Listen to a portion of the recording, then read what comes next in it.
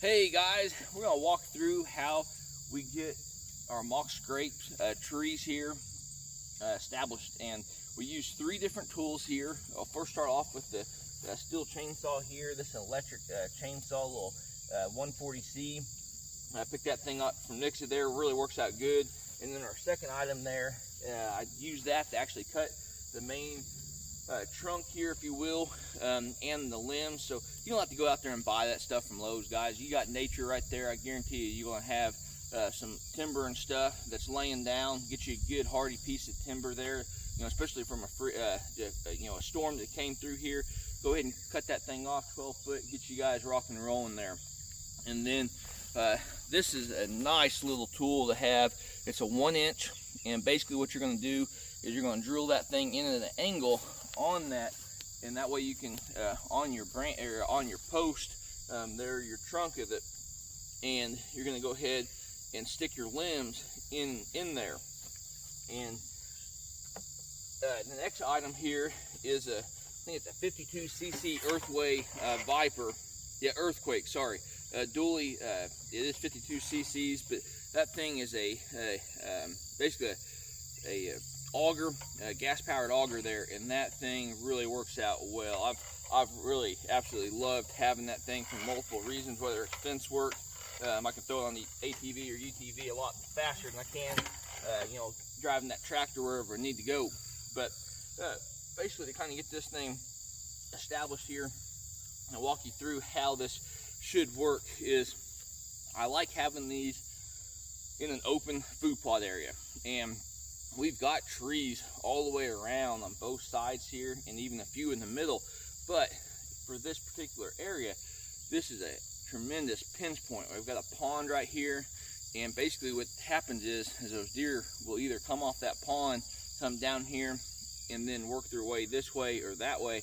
And I've actually got a redneck blind on a trailer, if you guys can see that back there, 6x7 platinum, about 15-20 yards from here, and it's going to really work out good. But ideally what you're going to want to do is have your branches, I'm going to say probably about 5 foot tall there, and that way those deer, and like this is kind of a little lower hanging, so kind of get you a few branches, and that way you got the deer can definitely pick them out, and you guys can move forward from there as you guys would like. But I do have a Tacticam X Pro. I think, yeah, that's the new one, newer one there. The 3 overlooking this, and I've just moved it where I can both see this new scrape tree along with, or the mock scrape tree, along with the redneck as they transition in and out of here. But again, the big objective here is get that tree where, as those deer are transitioning through, I don't care if it's a food plot or it's a field or whatever, what you're wanting to do is have something that's going to make those deer stop. And that's something to really kind of think in mind as you come through here.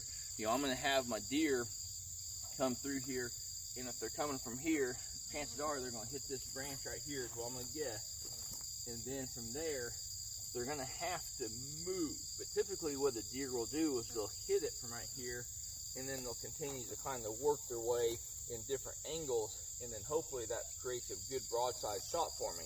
Time will tell, but that's exactly the reason why I've got multiple branches here in regards to it. So, the fun thing is you don't want the thing so bulky that you can't see the deer coming. So, this thing may look a little straggly, but I think based off what I've done here is I should be able to see, pretty good through here, and I'll still won't cut my shots off from my blind, and then basically I'll have probably a 4 or 5 foot gap here where I'm not going to be able to actually take a shot until they either get on either side of this tree. But it does really work out good to get those things established there.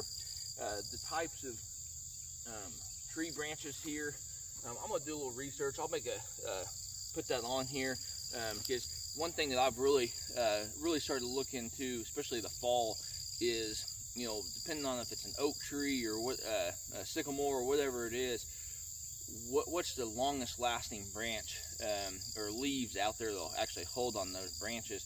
And I think that's probably going to be the choice if I can identify it. But once you guys get this thing established, don't worry about when the leaves die. Do not change those branches out, especially if you got a deer that's moving in and out of here. They're used to it. It's going to be okay, and that way you can go in there and hunt without being any more intrusive than what you already need. So hopefully you guys enjoyed the video. And like always, best luck on your upcoming hunt.